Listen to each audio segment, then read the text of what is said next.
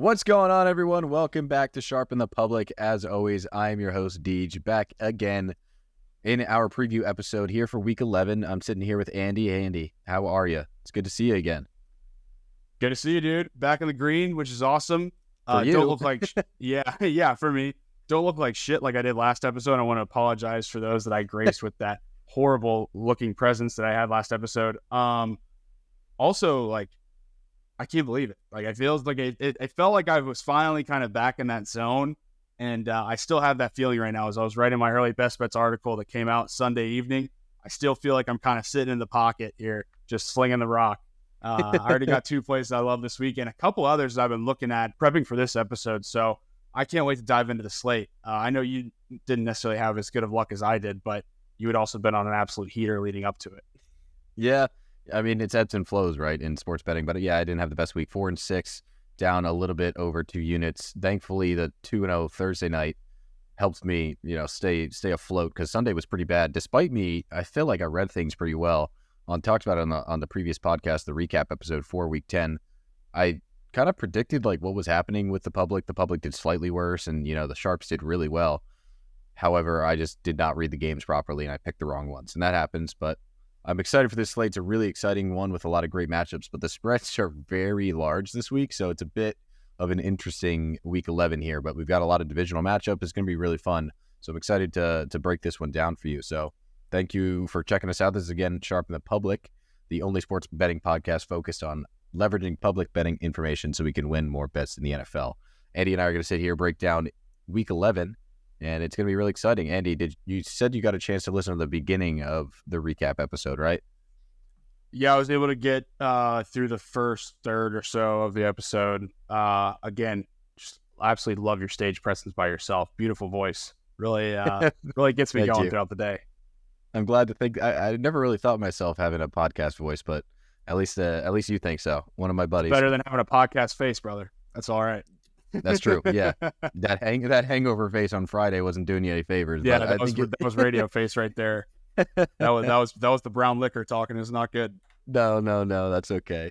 But let's get into the trends real quick before we start talking about the games, just so everyone is up to date. Again, the creme de la creme, the story that is the story this year is the public continues to kill it. 8-6 in Week 10. I'm not going to go any further than that. Just talk about what happens to the general trends. 81-64 ATS for the public on the air, a 56% win percentage. I mean, just insane.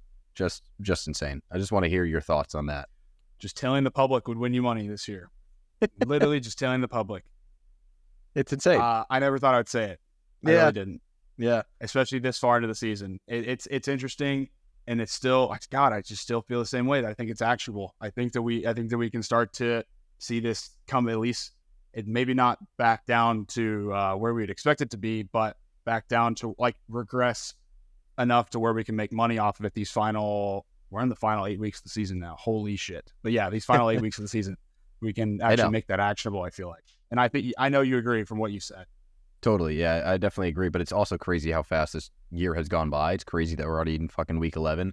But the one thing I want to say about the public is they'd hit a peak and then kind of come down slowly, and we saw that happen this year.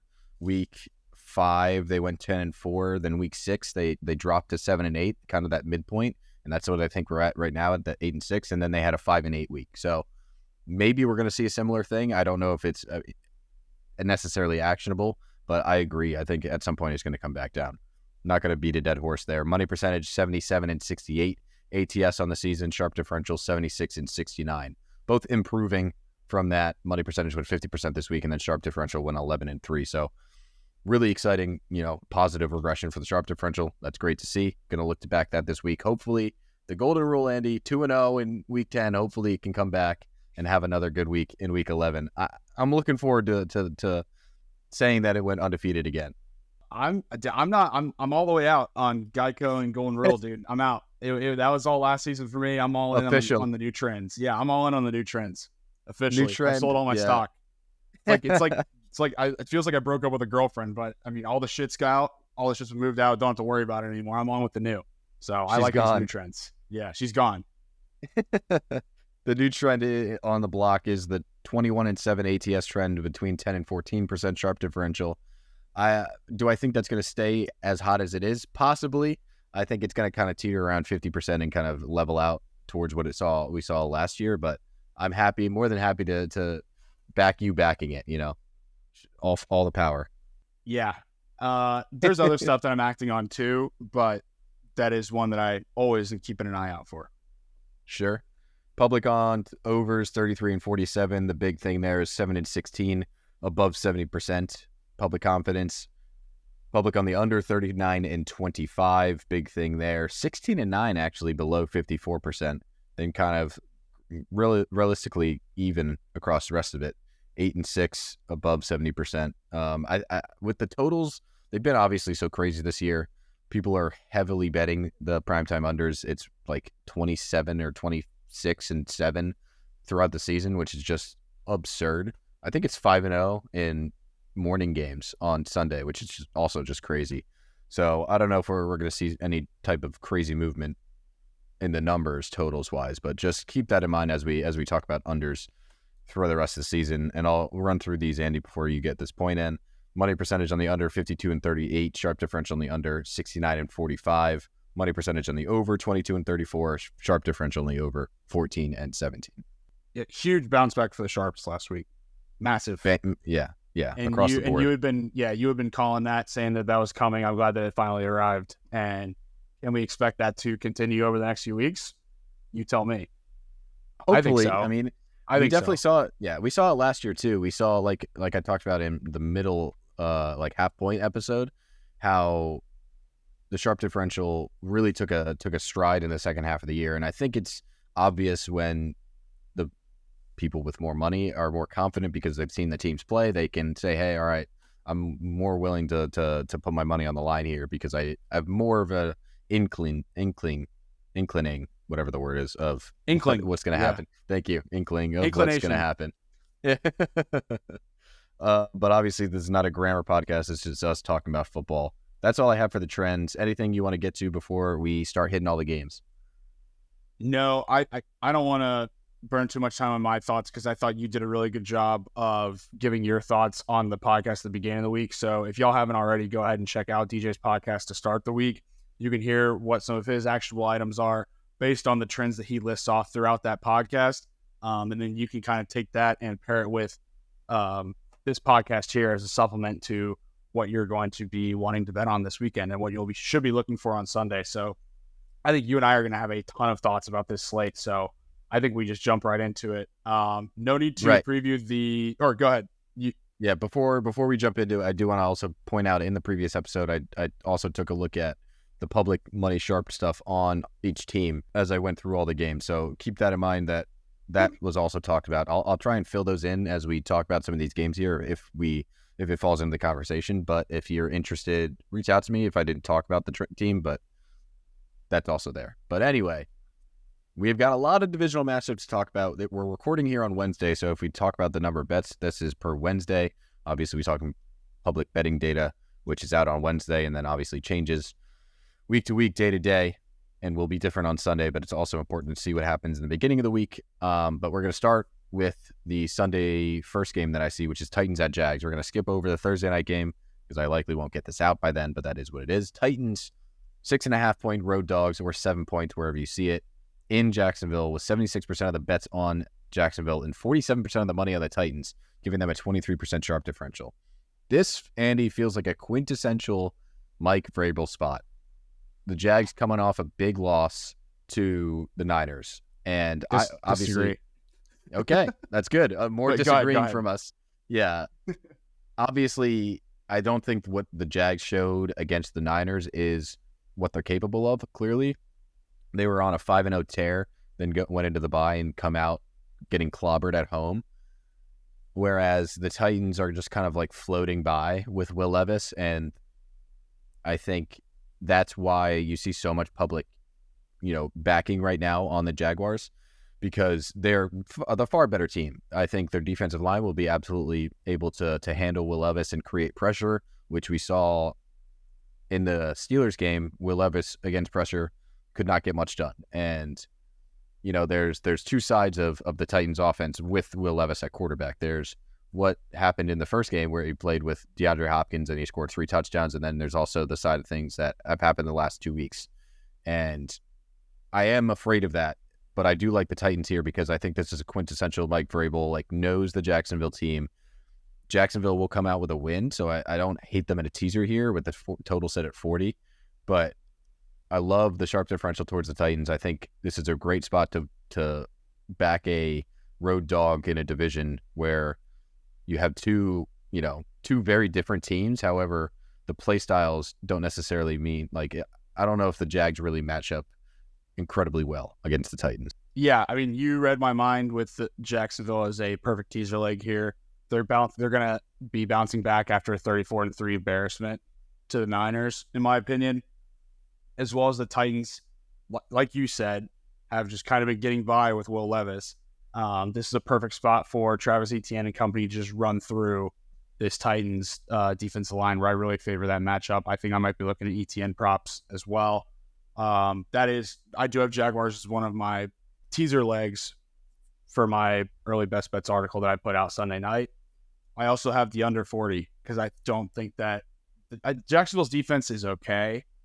It's not as good as we thought it was at times this season, but I do think that with the element of the divisional rivalry here, with the element of how much the Titans have struggled to put up points in their recent games, I really like that the Titans are going to hold up their end of the bargain to get to the over, and that Jacksonville could just wipe them out here. We're honest. I tease them because it's such a perfect teaser leg where I don't see a world where Jacksonville loses. I think if Jacksonville loses, we're going to be having some really bigger conversations about this team. Yeah. I still honestly like -7 or -6.5, whatever you're getting at on your book. So I lean Jacksonville spread. I've already got them in a teaser. I've already got the under at under 40.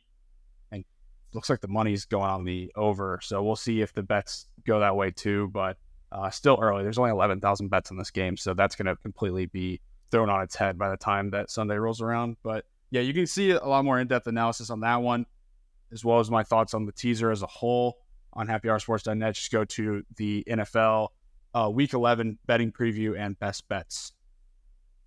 Cool. Yeah, I mean, I like the under too. As we sit here talking about it, I'm kind of like rethinking my initial leans on the Titans. I'm still going to say I lean the Titans, but I'm looking at some trends and some data right here. Of 41 quarterbacks with at least 60 plays this season, Will Levis has the 4th lowest success rate, up there with Tommy DeVito, Zach Wilson, and PJ Walker. So not great. He passes the eye test, I would say. Like, there's moments where I actually do think that he looks good, and so like the stats aren't going to be great for most rookies. It's so rare that you get a rookie that has great stats. It's like CJ Stroud is an absolute anomaly that a rookie's being put in the MVP conversation, but what I would say is with that offense, yeah, it's insane. This Mike Vrabel thing for me is just a myth now. Like, it's especially this season, he doesn't have the personnel that he wants to do the things that he's good at. Like, I think he's good at least game managing, where that plays in favor of the under, but I don't think that he's not worth shit game managing the offense. He's very good at game managing on the defensive side, in my opinion, but like, he's not getting anything that he wants on the offense, because the Jaguars defense should be able to stuff Derrick Henry here too. And if they can't get the run going, then what are they going to do? It was this offensive line for Henry last week. Yeah, the offensive line is not ideal for the Titans, that's for sure. They rank in the bottom third of the NFL for sacks allowed with 2.7 a game, which is just not good at all. The final couple trends I wanted to say on the Jags here: teams that lose by 20 points or more in the previous week are 85 and 58 ATS, so that's good for the Jags. But then not good for the Jags is Trevor Lawrence is 4-11 ATS against teams under 500. So just a couple trends to throw out there in this game. I love the under. I might be on that. We'll see. It's dropped a little bit despite the money being on the over. 35% of the bets on the over, 55% of the money, giving that a 20% sharp differential. We saw an 11-2 record last year when the sharp differential on the over was above 20% and below 30%. So we haven't had many of those games this year. Let me look. We have had, it's 0-3 this year. Okay, so maybe that needs to bounce back as well.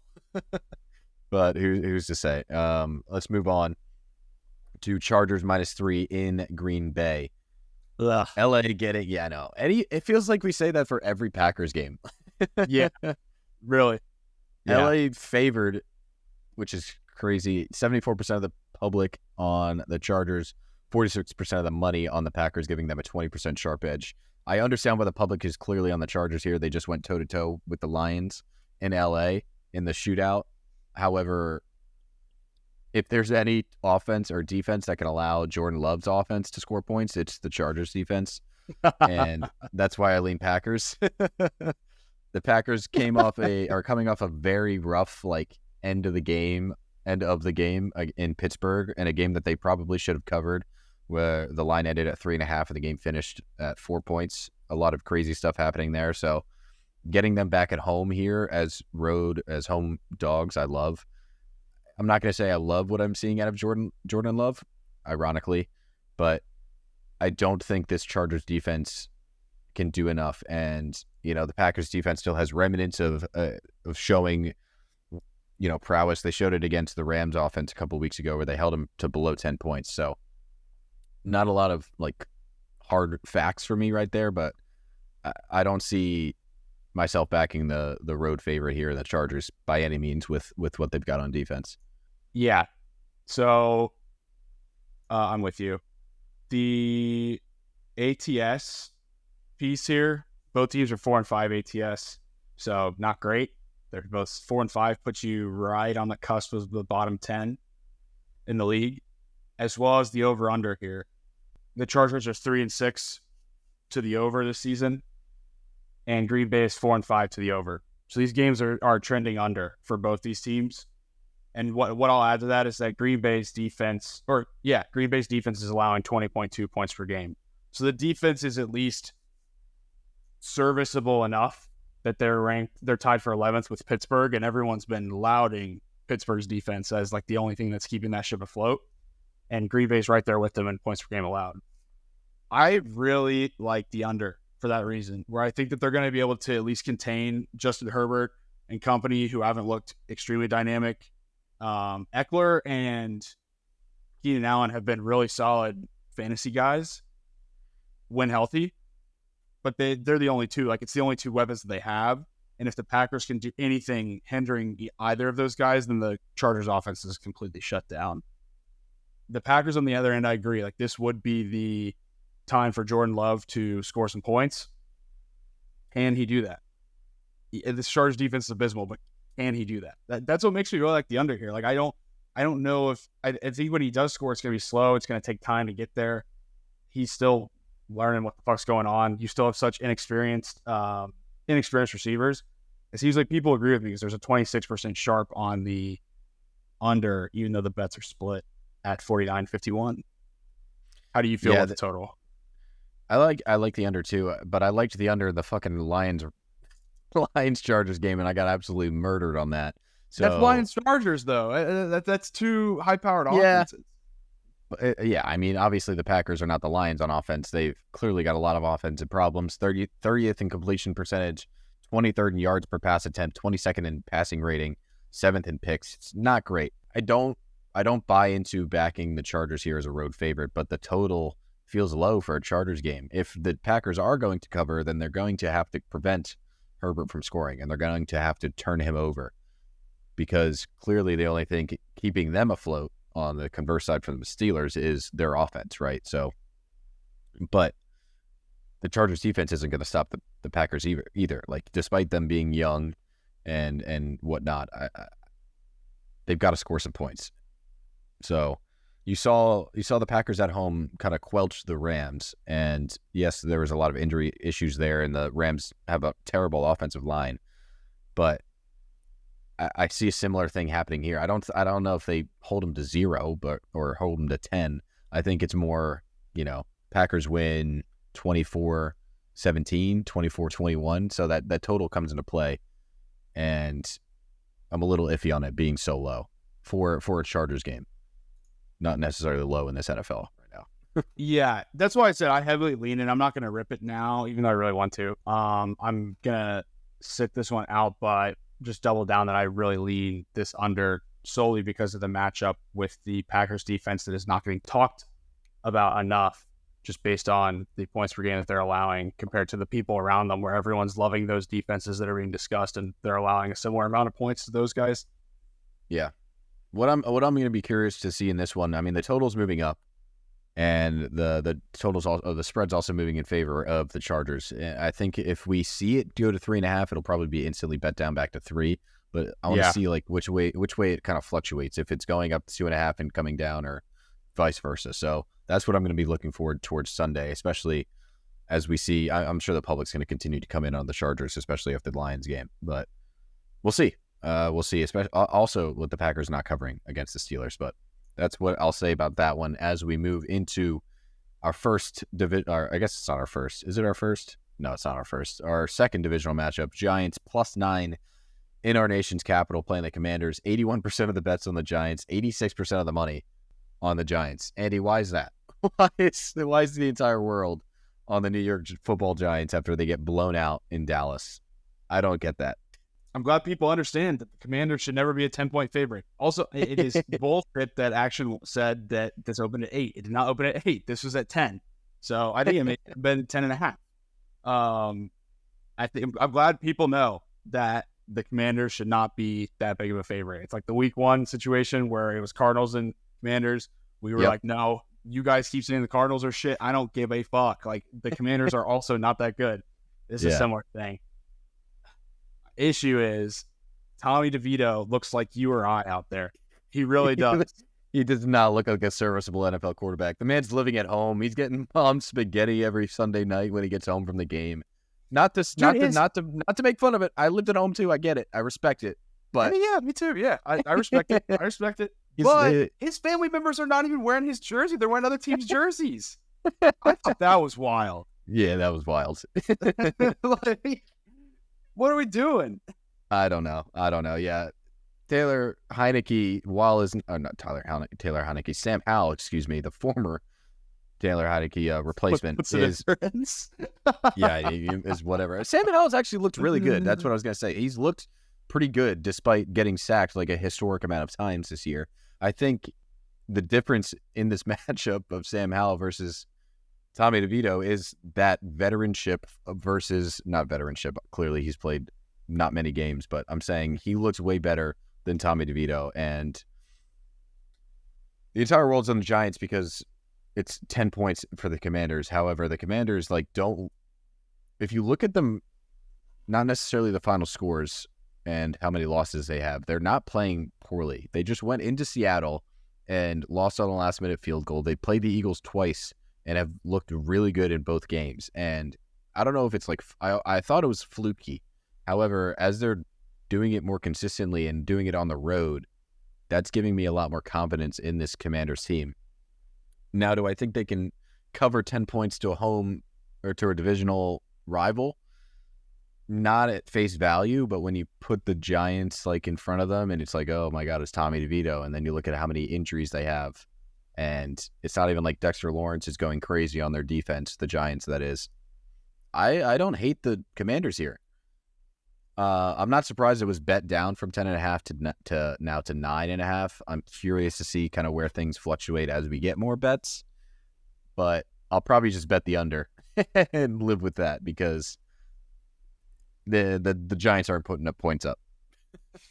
Yeah, I'm curious to see if this goes any further. Like, if this drops all the way to 8.5, then I'm teasing it. Yeah. They probably won't drop it. Yeah, they probably won't drop it past 9 for the teaser protection. Yeah. Yeah. They definitely don't want us to tease it. They don't want us to do it. Everyone's doing what I would do, though, with how it opened. You rip the under and you rip the massive dog. So I'm glad everyone's with the program on this one. Before this, I'm actually going to lock in. I'm going to lock in the under right now before it gets any lower, as we've seen clearly some lower totals here. I'm just fired up to do how to play. Yeah, before we get to the Steelers-Browns and talk about that total, we're getting some really crazy low totals in this week 11, which I mentioned needed to happen in order for like the books to bounce back. I thought the average total needed to be between like 37 and 38, and we're getting there. It was like 41.2 last week, so we'll see what happens. But I think, yeah, I'm locking in the under 37, 71% of the bets, 87% of the money, a nice sharp differential. The trend that did it for me is in Commanders home game since 2020. Unders are 20-9. So, obviously, I don't think the Giants are going to put up points. Holy shit. Wait, what? Yeah, Commanders 20-9 and since 2020. Yes. Holy shit. Yes. So, I love it. Yeah. Give me the under, and the Commanders will probably win 20-3 is my prediction. Sorry, Commanders fans, that you've had to endure that many low-scoring games at home. We've got another one, Deej, with a massive spread here. This one is at 13.5 or 13, depending on where you're shopping. And people don't care. They are ripping the hell out of the Dolphins. 93% of the bets, 96% of the money. Yeah. 15,000 bets. So that will quintuple or sextuple by the time that this podcast comes out. And people are still probably going to take the Dolphins. I want to look and see if I can find a book that is 12.5 while we're live on the pod, because if it goes against my book, it goes against my faith, it goes against everything. Your religion. But you should be like teasing down the Dolphins from, if you can get them at 12.5 down to 6.5 is awesome. To win by a touchdown, I think they beat the brakes off of this Raiders team. This Raiders team has so much hype. I'm a little disappointed that more people aren't betting on them. There's so much hype surrounding this team. The one thing I do like, though, in this game, and I'm going to go ahead and lock it in, I think that the Raiders have let me back up. The Dolphins aren't the greatest against the run, but they're also like not bad. They're like kind of like middle of the table against the run. The Raiders under Antonio Pierce have really retransformed their offense to have Josh Jacobs as such a focal point, and it takes a little bit of the stress off of Aiden O'Connell. And it's seen in Josh Jacobs' numbers where he's popped off. He rushed for over 100 yards last game. I think he had 80-something the game before. His rush total for this one is set at 65.5. And he is getting the vast majority of the runs in he's getting the vast majority of the attempts for the Raiders this season, where a lot of these games the Dolphins are letting up like 90 rushing yards, 100 or just north of 100. And that's to multiple backs. For the Raiders, Jacobs has rushed 186 times this season. Their second leading rusher is Jimmy Garoppolo at 20 attempts, and then Zamir White at 17 attempts running the ball. So it's going to be Jacobs through and through the entire game running the ball. Mm-hmm. And that's why I really like him to rush for over 65.5 yards here. Because even if they start to like beat the brakes off of him, I think that he can probably get about halfway there before that happens. And then you're just banking on him to, over the course of the game, to get there, because they are making him a big focal point. And if he gets going early, then he'll get there with ease. So I'll be locking that in. Josh Jacobs over 65.5 rushing yards. I'm just going to price that at minus 115 because that's where I've seen it the most, especially for a player prop. One thing that I'm finding pretty curious as I look at some stats for this game, the Raiders actually rank in top third for passing yards allowed on defense at 198.7 per game. And obviously with the Dolphins offense, they play through the run, but they're focused on getting the ball in the air, getting Tyreek and Jalen Waddle moving to getting the ball in the air. So if the Raiders can actually maneuver and find a way to stop the Dolphins, then you're going to have a tough time covering 14 points. However, this Dolphins team is just far, far, far better than the Raiders. I will likely stay away from the spread. 13.5 feels iffy. I backed them, the Dolphins, that is, against the Patriots when the line was this big. And it just didn't feel safe, the entire game, despite it ending with them covering. So just a little bit worrisome we talk about it here on Sharpen the Public, how important public betting data is, right? So you're seeing crazy, crazy numbers towards the Dolphins here. That doesn't mean that you need to bet the other side, because we've seen that happen a couple times this year.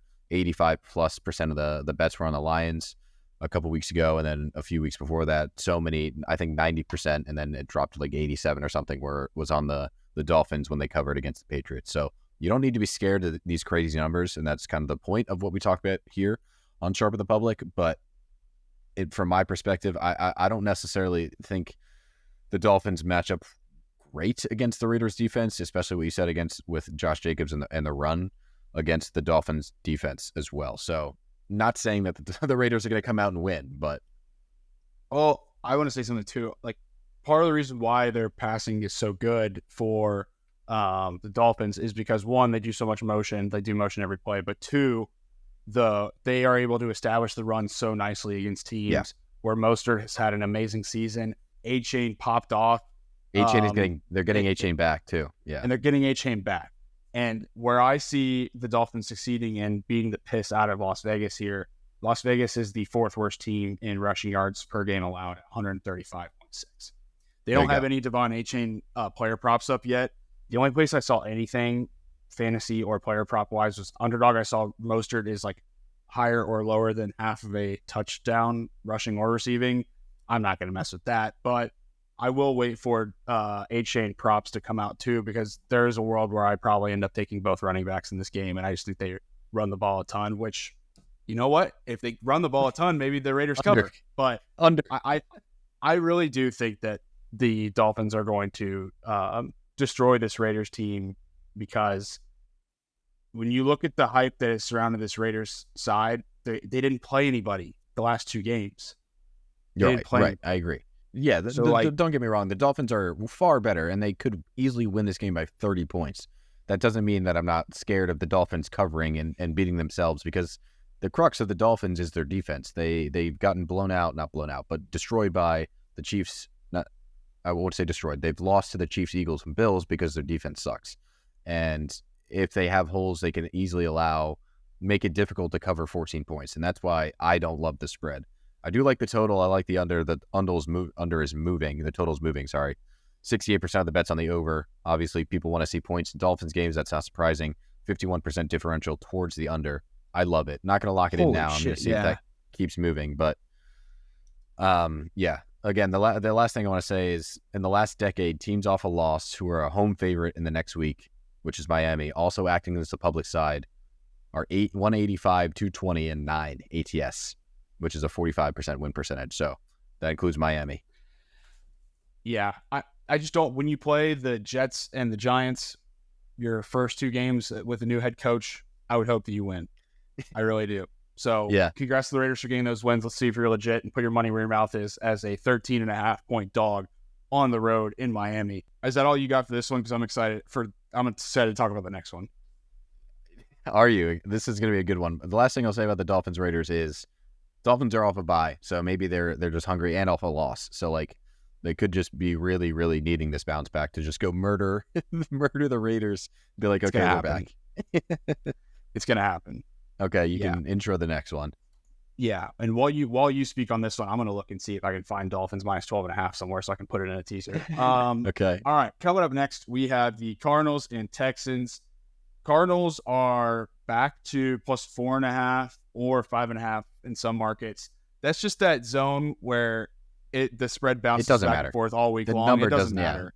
The 4-5 is the dead. The only time 4.5 really matters is when the 7-3 type score comes in, where if you have the team that's chasing down, that's where the other side has the touchdown and you have the field goal, then that's when it comes into play. But it's not very often that ultimately ends up being the difference. People are slamming the Cardinals. 71% of the bets and 77% of the money. That has brought this down from what was at 5 when I wrote my article for Houston. I thought would continue to go up. I thought Houston was going to rise all the way up to 6 or 6.5. It has gone the opposite way, where it's down to 4. Now it's back. It's back at 5.5, 4.5, depending on where you are. And the total has lifted up a tad from 47 to 48.5 or 49, depending on where you shop. And that's because 84% of the bets are on the over. DJ, good Lord. Kyler Murray looked like he showed some flashes of why he was the former number 1 overall pick in his first game back. Keyword flashes. Why are they playing him? Why are they playing him? When you pay him that much money, you should pay him. I mean, you should play him, but just tank. I get what you're saying. You should just tank. That's one thing I hate about American sports is like we talk about tanking as if it's like it is real because people want to lose, and it annoys me. I love the parody that it introduces with the draft and stuff, but sometimes I get so pissed off with like tanking and wanting to lose. But I'm a Sixers fan, so yeah, I think that it's not necessarily easier. Maybe I think it is a little bit easier, honestly, in the NBA than it is in the NFL. NFL is a bit tougher. And it's also the culture of football is not like that of the culture of basketball. Anywho, for this game, I locked in the Texans at -5 on my article. So I've lost a little bit of value depending on where you're betting now. I just still can't believe that people are betting the Cardinals this much. The Texans match up really nicely against this Cardinals defense. I think that we're in for a really big CJ Stroud game once again. People are throwing him into the MVP conversation now, which is wild, but it's not crazy. He needs to keep stringing these performances together, and then we can be talking about it. And I really like CJ Stroud. I talked about this a lot more in my articles. I don't want to beat a dead horse here because talking about it in multiple places the same exact way. I mean, I put the Texans in a parlay with a UFC fighter last night, DJ, and then the UFC fighter's fight got rescheduled while we were recording the podcast, so I don't have the money line anymore. Or I guess technically because I personally placed it, I have their money line straight up, which sucks. But yeah, for the purpose of the podcast, it doesn't count. What do you think for this game? I'll let you kind of go off on this one. I love the Texans. I don't know why people are betting the Cardinals here. I mean, I get like seeing Kyler's back and stuff, and the Texans having only CJ Stroud. I get it, but the Cardinals team is not. If you beginning of like before the season starts, you see this line.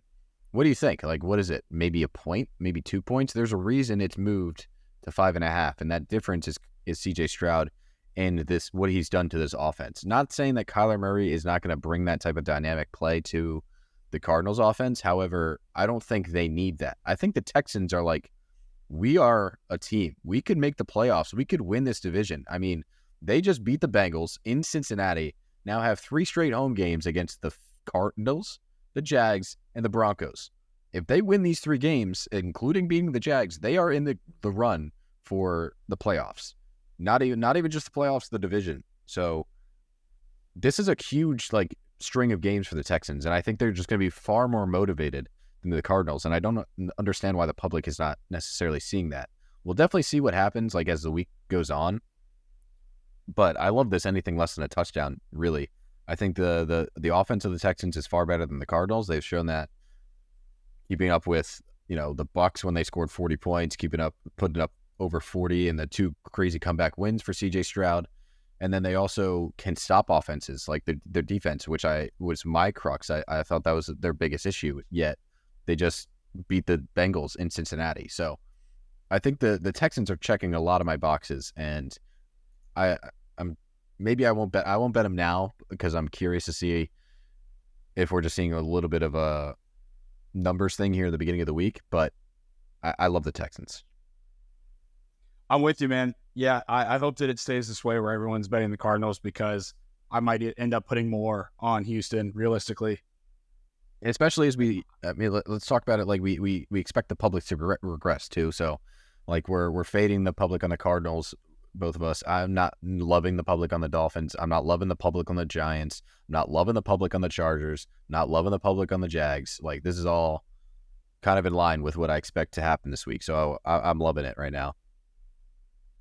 Yeah, I'm fully aligned with you, dude. I think that there is a lot of hype based on what just happened with Kyler Murray and the Cardinals that they got to win.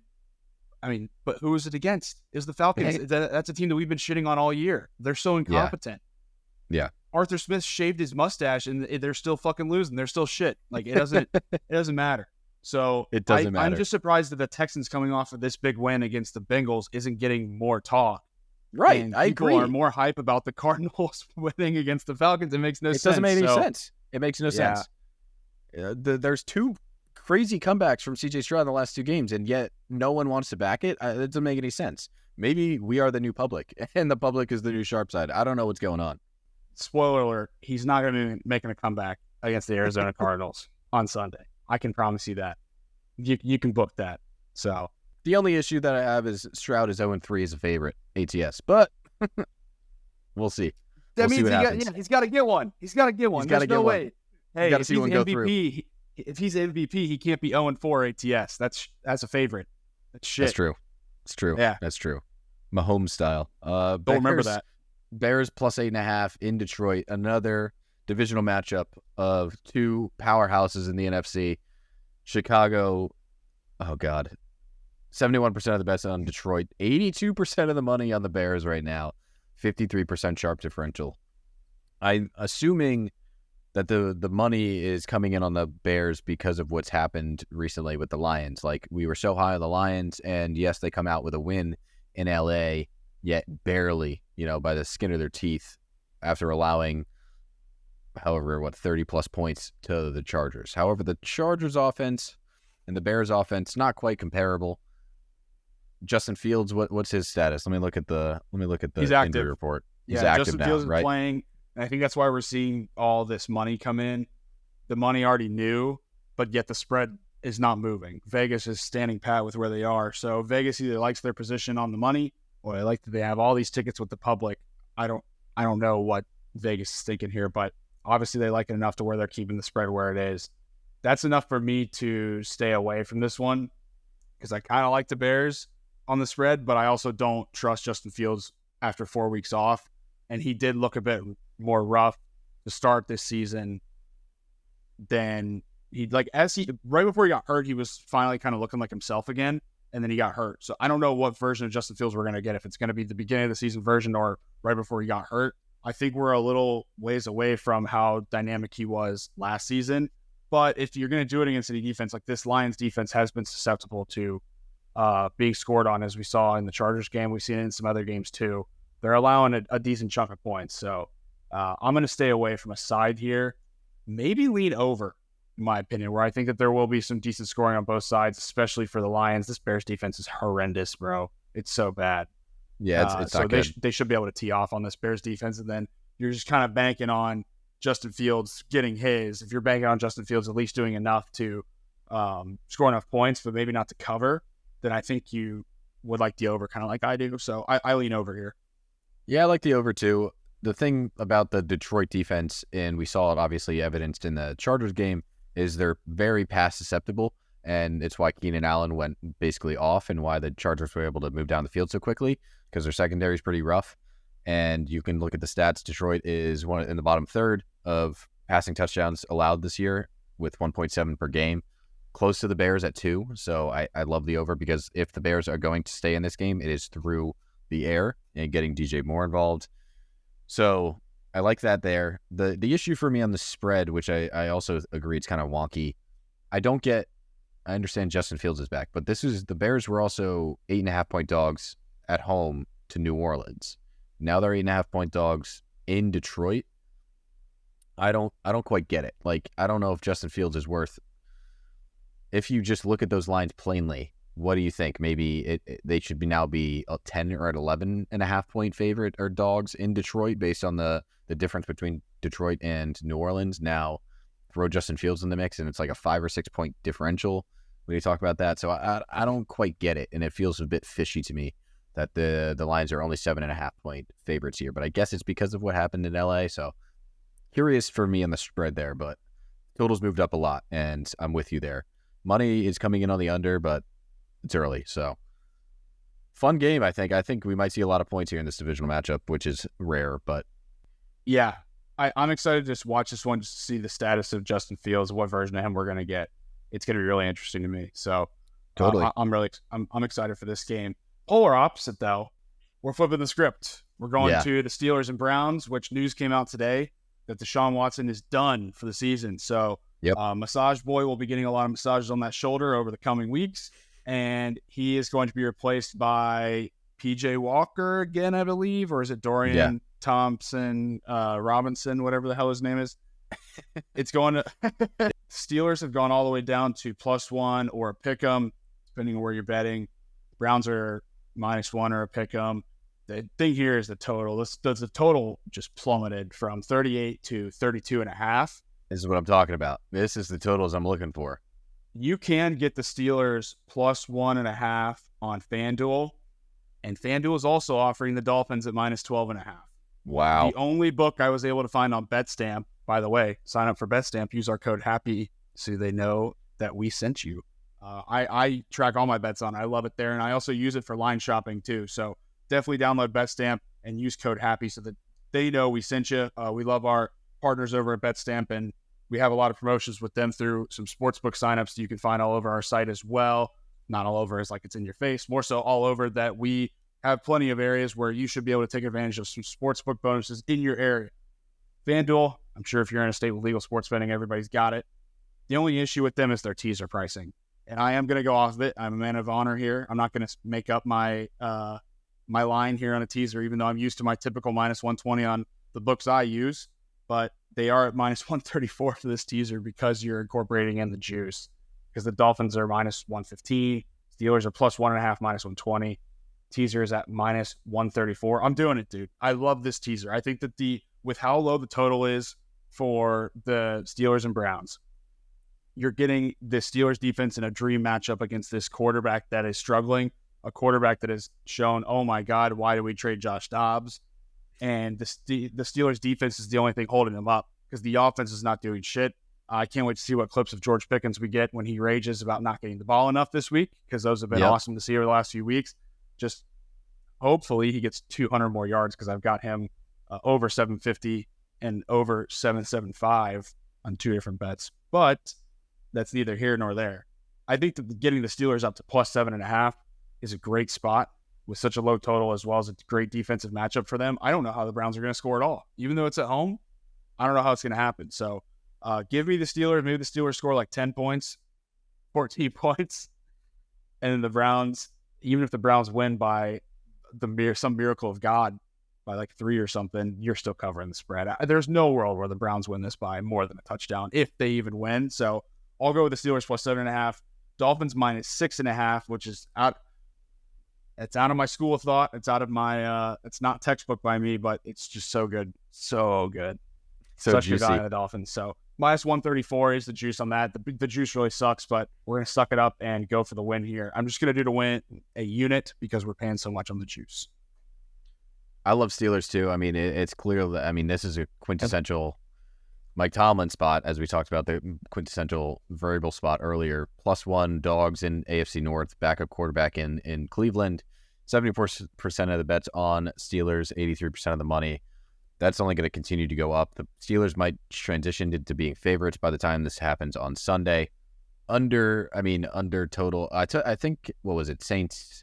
It was Saints Browns last year. That was like the total was set at like 32, and I took the under there. I probably will have to take the under here, just, to respect our religion, betting such low unders. There's expected to be wind, expected to be a bad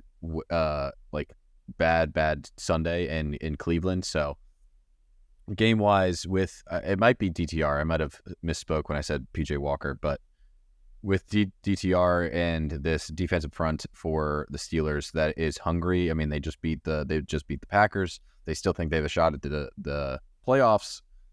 They need this win. They need this divisional win right now. And the Browns are kind of in a transition period where they lost Nick Chubb. They lost Deshaun Watson. What really are they playing for other than their pride right now? Obviously, they just beat the Ravens coming off a massive win there. I do think without, take the quarterbacks out of the mix, the Browns are just the way better team. I think the difference between Kenny Pickett, I think he's made some strides. He hasn't looked like I thought he would. I think he's made some improvements, just not amazing. I think the issue is Matt Canada, but I think he's going to outperform whatever quarterback the Browns throw, and the game will stay on the ground. It's not going to be a lot of throwing. It's going to be really slow moving, pure AFC North football, 14-10, maybe 10-3, crazy stupid game. Maybe we'll get a scoregami. I'm going to stay away from now. I'm just curious to see how things change. But a very, very ugly game. But it might be one you don't see much on Red Zone for sure. Yeah, there's no way we're seeing this one on Red Zone. Yeah, I mean, how can Scott Hansen be like, oh, and another punt in the total set at 32.5? Or it'll be for a Steelers Browns pick. Yeah, it'll be for like 1 or 2 Steelers interceptions or fumble recoveries. Yeah, definitely play those defenses in your fantasy leagues. Okay, moving to Cowboys minus 10.5 in Carolina. Cowboys obviously coming off a massive routing of the Giants. 78% of the bets on them, yet 75% of the money, Andy, on the Panthers here. I think probably the money is thinking there's a lot of this line's a bit inflated for the Cowboys coming off a massive win. However, do the Panthers really deserve 10 plus points? Or I'm sorry, less than 14 points to this Cowboys team? I don't know. I lean Panthers instantly when I saw this line, but I don't know. I don't. There's nothing good about the Panthers that makes me want to bet the 10.5, despite leaning it. If that like makes sense. Yeah, I'm not touching this game at all, to be honest with you. Not even on a total, not on a spread, nothing. It's not exciting. Like, it's just like the Cowboys are going to go and win. I don't know if they're going to cover 10 points. It's another one like where I thought the Giants game, I had a very strong feeling the Cowboys were going to come out and murder them, especially coming off the loss. But I didn't know if like the Giants were going to get a backdoor cover against 17.5. Totally possible. Totally possible that the Panthers get a fucking backdoor cover here against 10.5. Just really tough lines for the Cowboys the last 2 weeks. And the money being on the Panthers is because the number is set where it is. And it just makes me not want to bet it. Yeah, I'm with you. I don't know how much the Cowboys are going to win, but I don't really have a feel on this one. And it's so wacky to me that 75% on the bet, 75% on the money on opposite sides here. The money's with the Panthers, bets are with the Cowboys. Spreads move to get you the hook on 10.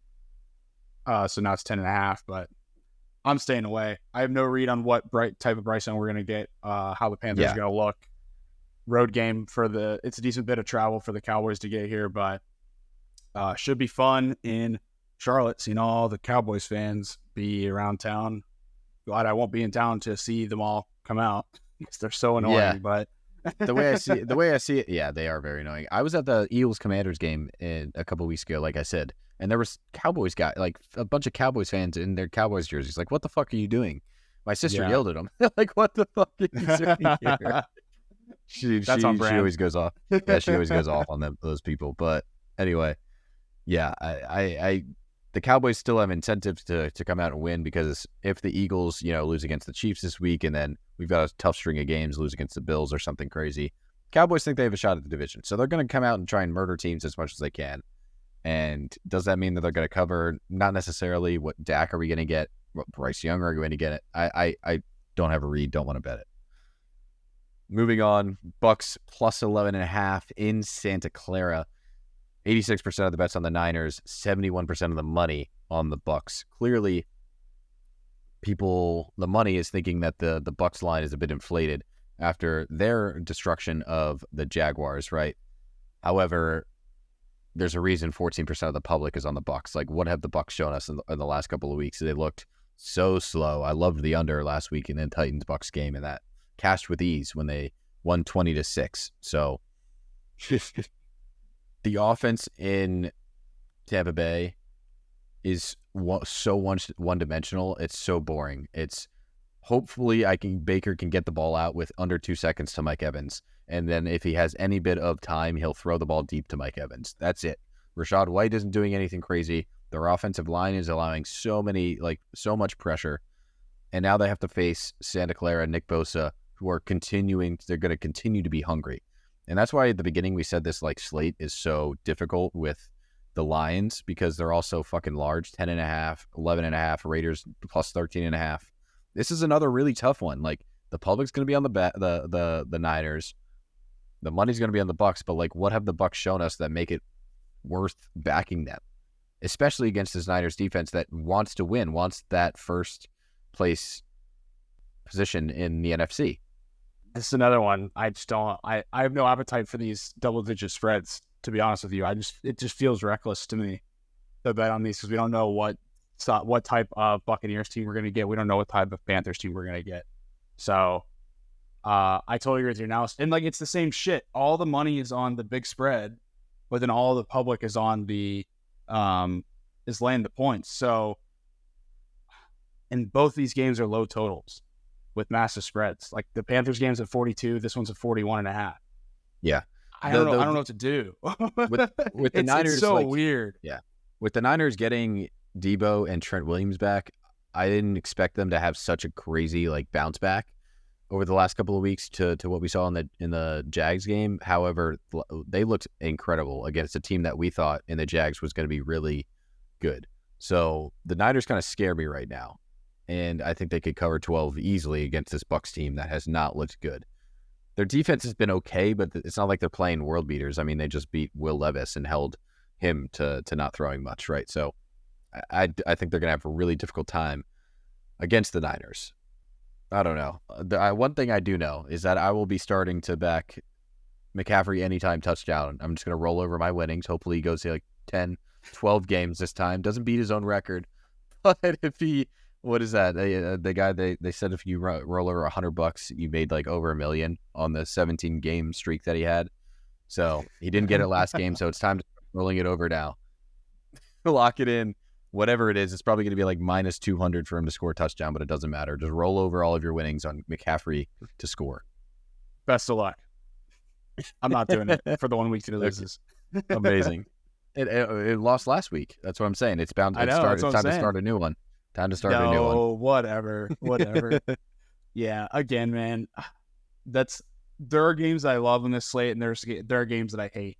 I like that there's actually variation in the spreads here. We're not previewing every single game. It's like, oh, we have another 2.5. Oh, here's another 2.5. Oh, wow, this game is also a 2.5 spread. That's happened a few times already this season. This one, there's at least some variation to appeal to different people, but there's a lot of these just top of the top NFC or AFC teams going up against these really shitty sides, and that's why we're seeing such a discrepancy in the spreads that it's even bigger than we're used to seeing, in my opinion. So, no, it's crazy. Dog in both of these, but I'm not going to touch them. There's no way I touch either of these with my own personal dollars. Yeah, we'll see. It'll be curious to see if the line moves, because when you see these larger spreads, lines move a lot more.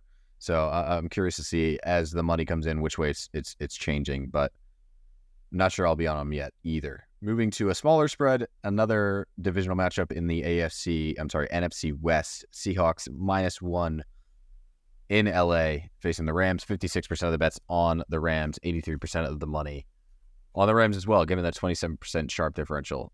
The Rams don't excite me anymore with the amount of injuries they've had. They're obviously, Puka's look great, Cooper's look fine, but there are still Matt Stafford questions which don't excite me. I want to lean Seahawks here because I'm sure people are backing the Rams based on the last couple of performances from the Seahawks, which we've talked about have been really inconsistent, obviously barely beating the Commanders, then getting destroyed by the Ravens. So I think it's easy to kind of be like on the fade the Seahawks trend right now. And that's why you see the public and the money on LA, despite I think the Seahawks are just better than the Rams. I think there's the whole McVay versus Pete Carroll thing at play here, which is always consistent in an NFC West matchup with all those great coaches they've got down there. Except for McVay owns them 9-5. I know. That's one of the reasons people are probably loving the Rams as well. So I want to lean Seahawks because I think what we've seen the last 2 weeks are just not their normal team. I think they're far better than that. However, inconsistencies on both sides of the ball have been such an issue. Like allowing the Commanders to nearly beat them in Seattle scares me. But I don't know. What do you think? It will be all Seahawks fans there, that's for sure, because nobody shows up to SoFi Stadium wearing a Rams jersey. I think the McVay thing is interesting to me. McVay off a bye is a non-factor. He's 3-3 off of a bye, so don't even feed into that narrative if you're looking into this game. What I would say, though, is I wrote about this in my article because I got the Rams at +3 Sunday night, and that was what I teased the Jaguars with in my teaser. If you want to go with a much more by-the-book Wong teaser, then take this game out because the spread's moved to +1. Just go with the Jaguars down to -1 or -1.5, whatever it is, and then take the Steelers up to +7.5 if you want to go up with a by-the-book Wong. But I've got 4 teams I'm teasing this week, so you can pick and choose. In this game in particular, I really think that it's going to depend on if the Rams can stop the run, because Kenneth Walker's been really the only consistent piece for this team, because Geno is not really doing so hot compared to last season. They're throwing on 60% of their plays, and he's only throwing for 225 yards a game, even though they're throwing 60% of the time. Wow. It's not great for Geno. So if they can get the run going, that's great. I'm calling a bit of a fraud alert on Seattle because they've got a 6-3 record, but 3 of those wins are the Panthers, Giants, and Cardinals. So that cushions the record a bit. McVay has Pete Carroll's number, and also in this series. So since 2017, when McVay took over, the Rams have only lost one matchup to the Seahawks by double digits, which is during the 2020 COVID season, which was why I loved getting them in that teaser up to 9 points. At +1, it doesn't matter anymore. But these games, the point is, these games typically seem to be close. They typically seem to be one score. So if you like one side or the other, don't worry about the small spread. It is going to be a close game in this one regardless. So the Rams allow middle of the pack to one of the more prolific allowing sacks per game, 2.1, where the Chiefs actually allow the most, 3.4 per game. But they're still allowing more than the usual team. And then the Seahawks are top third, 3.3 sacks per game. So I talk about the offensive line of the Rams a lot, and that's one of the reasons that I don't necessarily agree with the public and money here. I understand the McVay trends. The Geno against the Rams, I think, is 0-3 ATS in his career. Due for a win, I'd say, but I don't think the Rams match up well against the Seahawks team. I don't, despite what's happened in Seattle and the Rams off a bye. It'll be a tough one. This will be a gritty game. I mean, the total seems high, 46.5, but the Seahawks we know can put up points. The Rams, if Stafford plays, can put up points, but maybe I take the under and just back on Stafford not playing. But if I backed on Stafford not playing, then I'd probably also just take Seahawks -1. So curious to see what happens with him for sure. But I'm going against the grain here, leaning Seahawks, and I know that. Yeah, I'm not going to pick. I'm just going to rock with what I got. Cool. Don't hate it, though. Don't hate it, especially with the line movement for you. AFC East, Jets +7 in Buffalo. Another 7-point spread for the Bills. Do they deserve it? Who the fuck knows? 55% of the bets on the Jets, 56% of the money on New York, +1 sharp differential.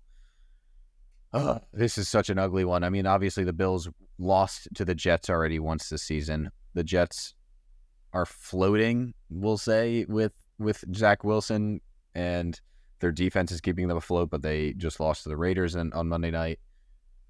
A lot of questions plaguing the Jets offense, obviously, with Zach Wilson as the main culprit for those. However, more questions coming from the Bills side with Josh Allen having to play hero ball with the amount of injuries that they've had on offense and defense. I think it's a really tough spot for them at home to cover another 7 points, and that's why you're seeing the public right now come in on the Jets. Although, is this the game that Josh Allen bounces back and that the Bills are like, hey, we are still this team that is to be feared? I don't know. I mean, it's probably the best matchup for them because they've played the Jets already, and they can kind of go back to that tape and be like, okay, this is what we did wrong. This is what we need to do. Josh Allen can shore up his turnovers, which he hasn't done over the course of his career. There's 92% of the bets on the under and 99% of the money on the under. This is a tough one, Andy. I want to lean Bills, but I'm not sure I can get there. I'm going to wait on this until Sunday night. I'm definitely not going to play the total. I think it's really funny that everyone's going on under 40. I kind of think this game could go over, but I'm just going to wait and see where the trends say to go with this one, because I think it's going to tell us that we should bet the Bills. Everybody is shitting on this team. The spread's still at 7, and I agree. I'm with you. They just fired Ken Dorsey at offensive coordinator. I don't think that firing him at offensive coordinator is going to just fix all their problems at all. He's being used as a scapegoat. But I do think the Bills, even though they've let down a lot, they're still fine enough that they can get this win against the Jets. They already lost against them week 1 when Aaron Rodgers went down. So I don't think they I don't think they get swept by the Jets this season. I think that would be outrageous. I think that they're going agreed. They know where to improve, where they should be able to cover the spread. So I do lean Bills, but I'm going to wait for the trends to confirm that for me. Yeah, I agree. One thing of note here: the Bills are 3-7 ATS. When the public backs them, they're 3-6 ATS. So, meaning they're 0-1 ATS when the public does not back them, and that doesn't happen often. And if we look into 2022, when that happened, when the Bills were not bet by the public, they went 2-3. So maybe we see 50-50 happen, and when the public doesn't back the Bills, they cover this time because they've already lost once. But that's a bit of a stretch, but wanted to put that out there. I think I'm with you. Like we wait to see what happens on Sunday with this one, but I agree. I think the trends are going to kind of point to pointing us towards the Bills, and it's an ugly spot. However, you're backing a Josh Allen's bounce back against a team they've already played, know how to play. Hopefully, can not go 0-2 against the Jets this year. That would be pretty bad for the Bills dynasty that is yet to reach an AFC championship. This 4:00 slate's really interesting. I feel like they could have picked some better games, to be honest with you. They could have taken any of these games and flexed it for the Sunday night game. Vikings plus 2.5 at Broncos. What the fuck is this? They did it twice, man. They did it twice to us. You don't want to see Josh Dobbs in prime time? This is insane. Vikings, thank God the Eagles-Chiefs is on Monday night because they need to make up for this. 2.5-point underdogs are Minnesota going into Denver. 60% of the bets on the Vikings, 58% of the money on the Broncos. People are going to want to back the Josh Dobbs story, and I just kind of want to fade it. Like I wanted to fade it last week, and I got murdered by the Saints. I don't think it's going to continue for long. I think the Broncos defense has shown massive improvements over the course of the season. I think the offense has also looked really good after they just beat the Chiefs, right? And obviously there was a hold. Mahomes was sick and whatnot.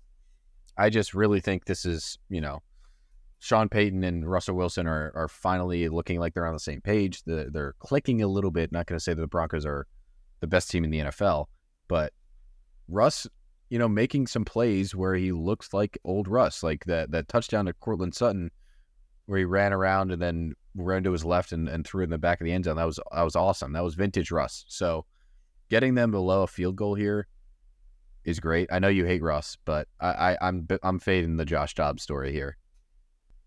I think you're buying in with the public narrative here, DJ.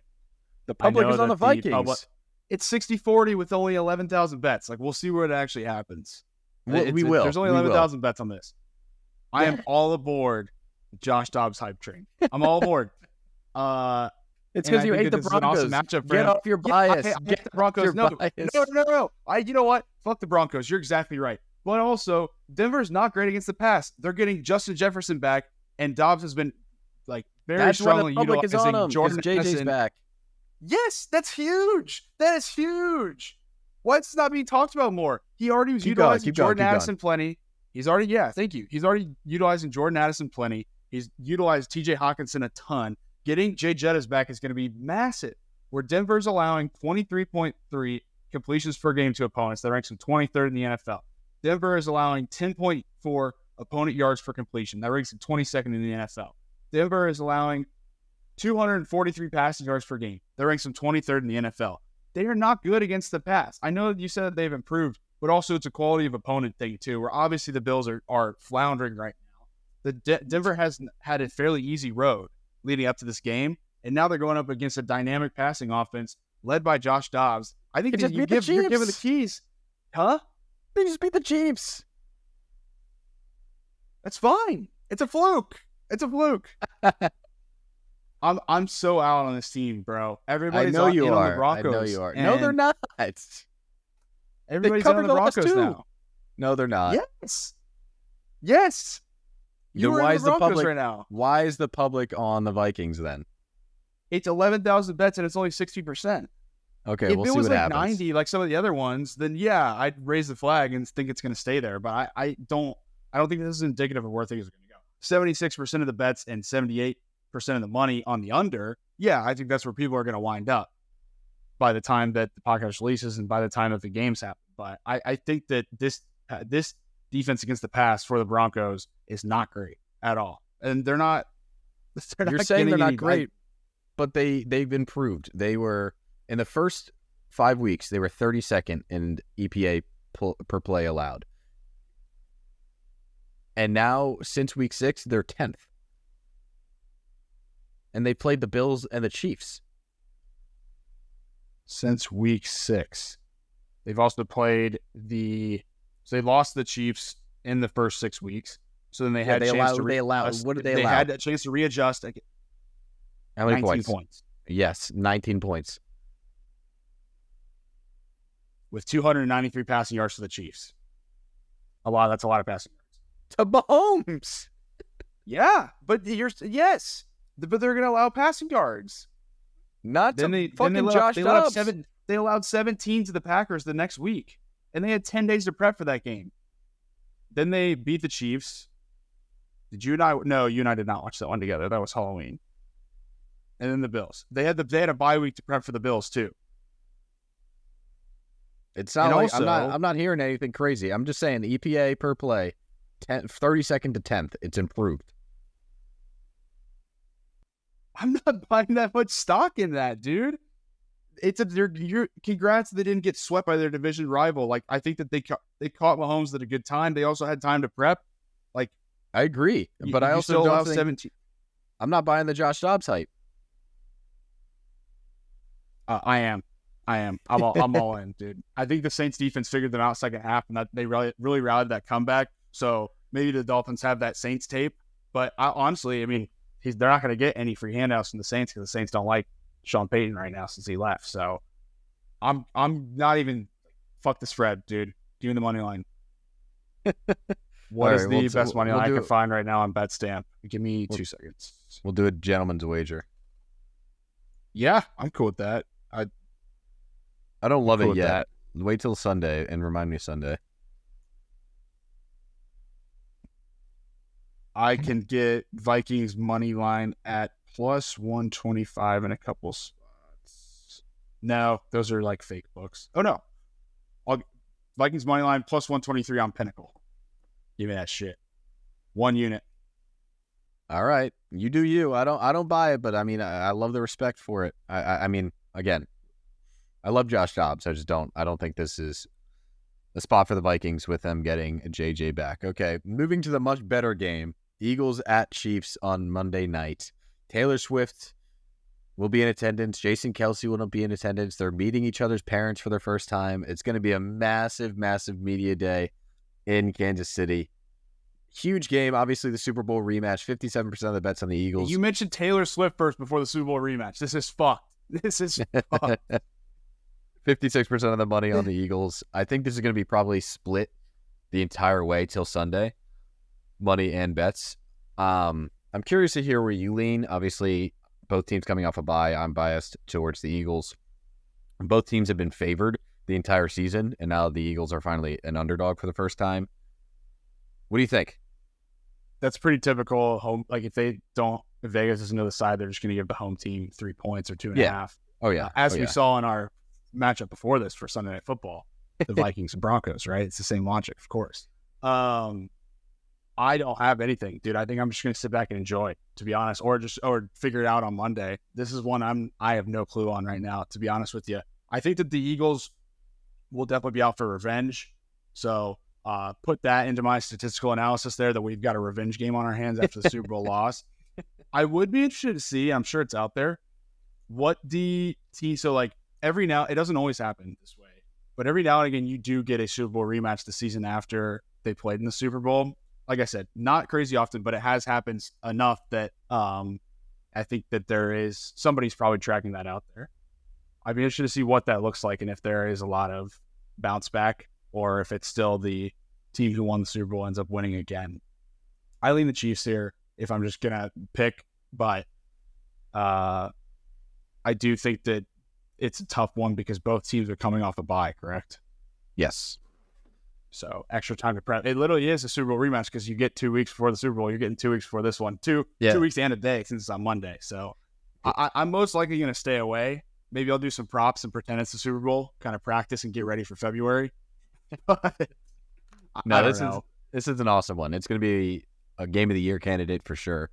I think the Eagles being out for revenge is huge. I think they know each other to an extent. The Chiefs defense is obviously far, far improved from what they were last year in the Super Bowl. which scares me. However, I think the Eagles' defense against the Chiefs' offensive line was pretty limited due to a lot of the playing conditions and what we saw with the players sliding around a lot. I thought the impact of the defensive and offensive lines was neutralized in that game. So I think we're going to get a little bit more pressure here on Mahomes. Does that scare me, or does that scare him? Probably not. So I think the Eagles are built to be better than the Chiefs. And I said that in the Super Bowl. I think they are the better team. However, there's like this Mahomes and Andy Reid factor that just always comes into play when it needs to in the playoffs in games like this. And this is going to feel like a playoff game in Arrowhead. Probably be cold. It's going to be a great atmosphere. I want to lean Eagles, but I don't know if I can get there yet. It depends. It really, truly depends on the health of Hurts' knee. If Hurts was able to rest it over these couple of weeks, I think they can go out and win.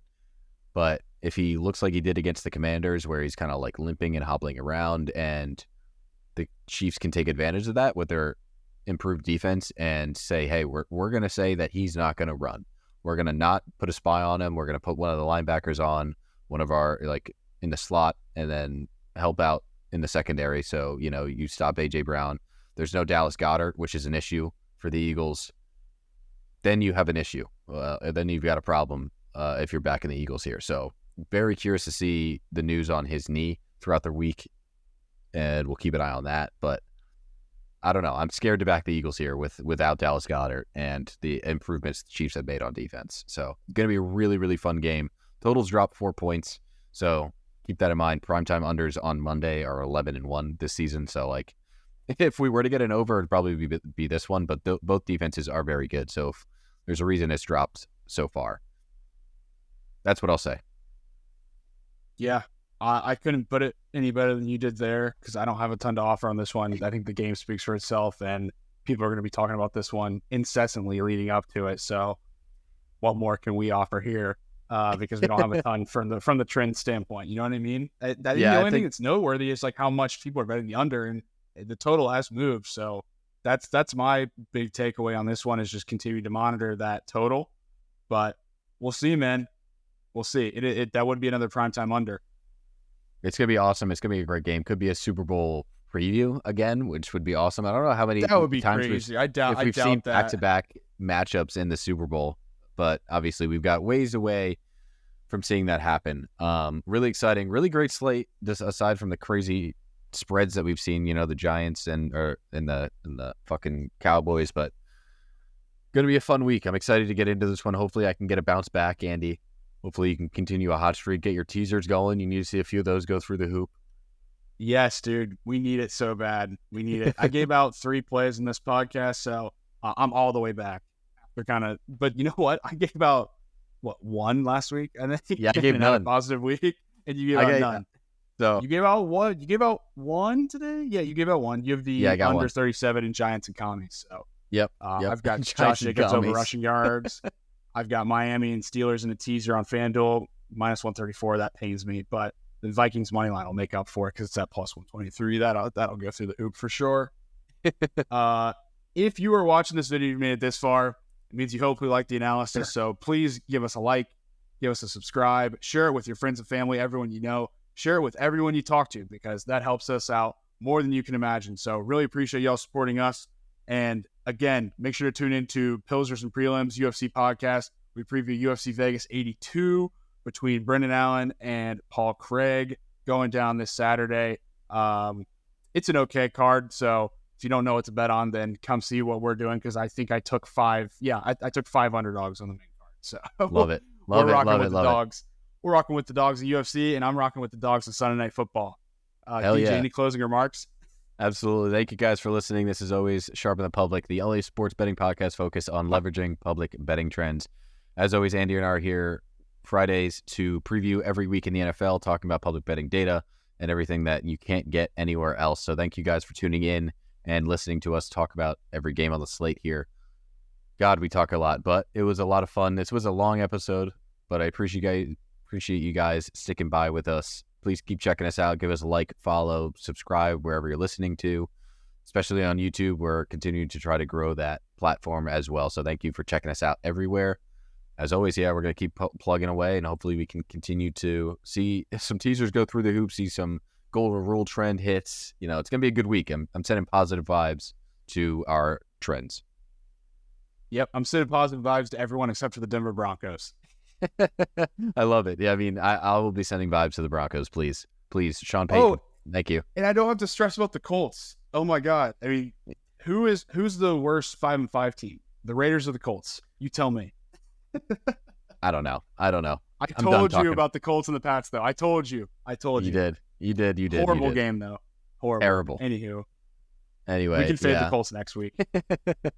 Awesome. Colts at As Bucs. always, thank you guys for listening. We appreciate it.